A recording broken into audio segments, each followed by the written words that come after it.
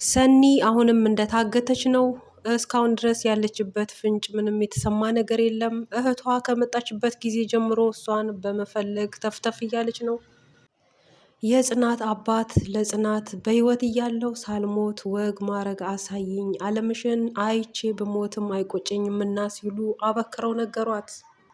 ኒና ክፍለ ሀገር ከሄደች ጊዜ ጀምሮ ጽናትና ኪራ አንድ ላይ ቁጭ ብለው እያወጉ ጥሩ ሙድ ላይ እያሉ መድረሷን አሁንም አላቆመችም። ከዚህ በፊት እንግዲህ በዚህ የሚታማው ከተፍ እያለ እንግዲህ ምቀኛ መቀስ የሚሆንባቸው ዴቭ ነበር።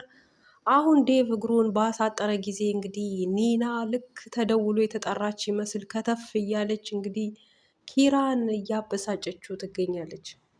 ስፒድ አሁንም ሰኒን እንዳገተ ነው። ያንን ካርታ ካላመጣች በስተቀር በህይወትም አልተዋትም አለቃትም እያለ ጭካኔውን እየገለጸ ይገኛል።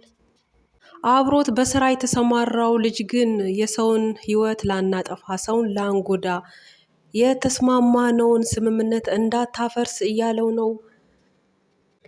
ስፒድ ግን በልጁ ላይም እየተነሳበት ይገኛል። ምክንያቱም ወደሃት ነው ወይ ሰኒን እንደዚህ የምትጃጃለው ምን ሆነ ነው እያለው ነው። እንግዲህ ስፒድ ያው ወነ ኪራ ቤትም እየተመለሰ እዛም ወጣ እያለ ገባ እያለ የአየሩን አካባቢውን ሁኔታ እየቃኘ እንግዲህ ያው ሰኒንም እንዳገተ ማንም አላወቀበትም። ከባለፈው ክፍልም እንደተመለከትነው ሰኒን አይተሃል ወይ ምናልባት የሰማኸው ነገር አለ ወይ ሲባል አዎ ተብሳጭታ ስታወራ ሰምቻለሁ ሲል ነበር። ያው ነገሩን የደፈደፈው ያቺ ጽዮን የምትባለው ጋር ያው ስትጨቃጨቅ በስልክ ስታወራ ሰምቻለሁ ብሎ ምንም የማታውቀውን ልጅ ጽዮንን አስጠምዷታል ማለት ነው።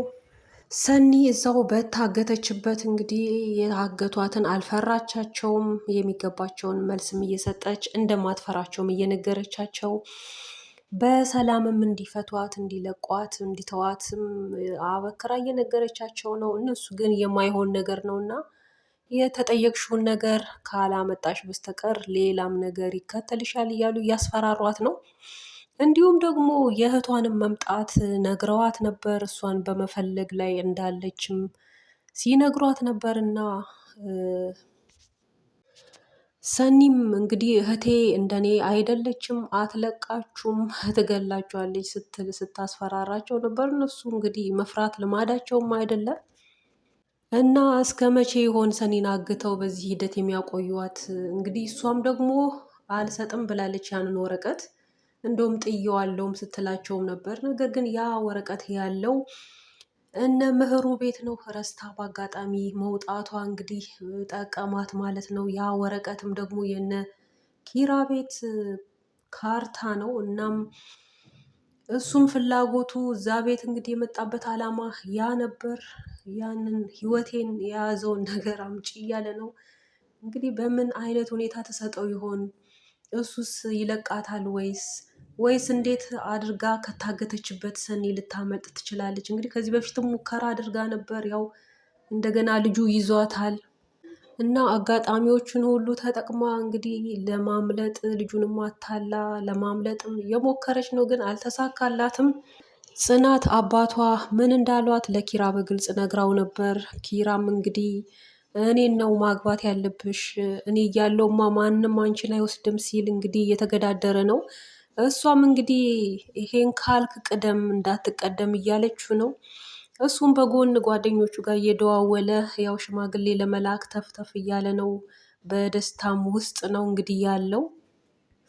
ጓደኛው ናሆምም እያበረታታው ነው፣ አፍጥነውም እያለው ነው እና የናሆም ማበረታታትና ግፊቱ ያለው ሁኔታ ምላሹን ሲሰማ ኪራ ራሱ ተደንቆበት ነበር። ምክንያቱም ለጓደኛው ብሎ ከባለቤቱ በላይ እሱ እንደዚህ በደስታ ተሞልቶ እና ነገሩን እንዲያፈጥነው ማድረጉ ያው የማያውቀው የረሳው ነገር ኪራ ስላለ ነው እንጂ ይህ የኪራም የጽናትም ጓደኞች ሁሉ ጸሎትም ነው ፍላጎትም ነው። እንግዲህ ኪራ ያው ያለፈውን ባያስታውስም እንደገና ደግሞ ከጽናት ጋር በዚህ ሂደት ላይ ሆነው አሁን ደግሞ እሷን ለማግባት እንደዚህ አይነት ፍንጮች ሲገኙ የምን አይን ማሸት የምን ጊዜ መፍጀት ነው እንግዲህ አፍጥነው እያለ ነበር።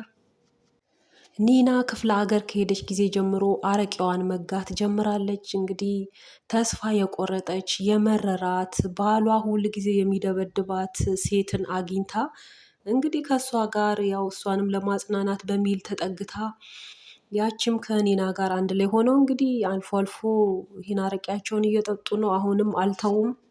የብርቄ ባለቤት በዛብህ እንግዲህ ኒናን ቢጠላትም ኒና ግን አልተወችም። ተደብቃም ስትሄድም ይኸው እያገኛት መንገድ ላይ የያዘችውንም ተቀብሎ እየደፋም ነበር።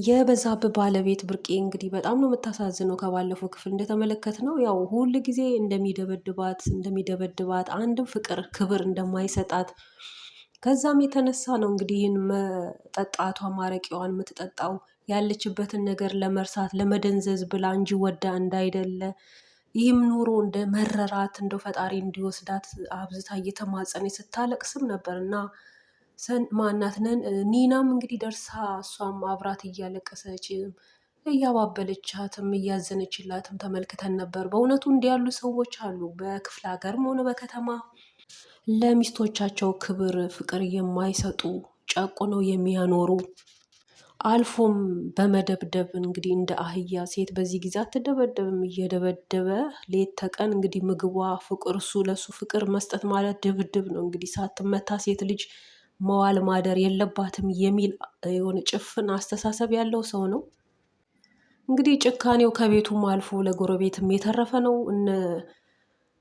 ጽናትን እንግዲህ እያንገበገበ ነው። በወጡ በገቡ ቁጥር በተለያየ ምክንያት እየፈለገ እነሱን ለማግኘት ያደባል እና ግን ያው እግዚአብሔር እየረዳቸው ባለፈውም ከብቶቻቸውን እንደዛ አድርጎ አስመልጠው አግኝተው ነበር። አሁንም አላረፍም።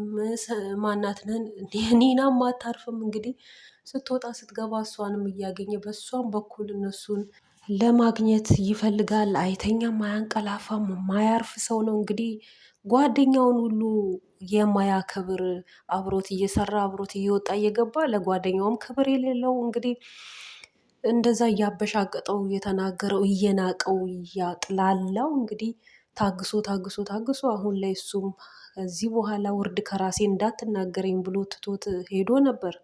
እንግዲህ ራሱን ብቻ የሚያደምጥ ራሱን ብቻ የሚያይ ሰው ራሱ ብቻ አዋቂ ራሱ ብቻ በቃ ጉልበተኛ የሆነ አይምሮ ራሱ የተደፈነ አይነት ሰው ነው። እንግዲህ በዛብህ ለሚስትም ለጎረቤትም ለጓደኛም ለማንም የማይሆን ሰው።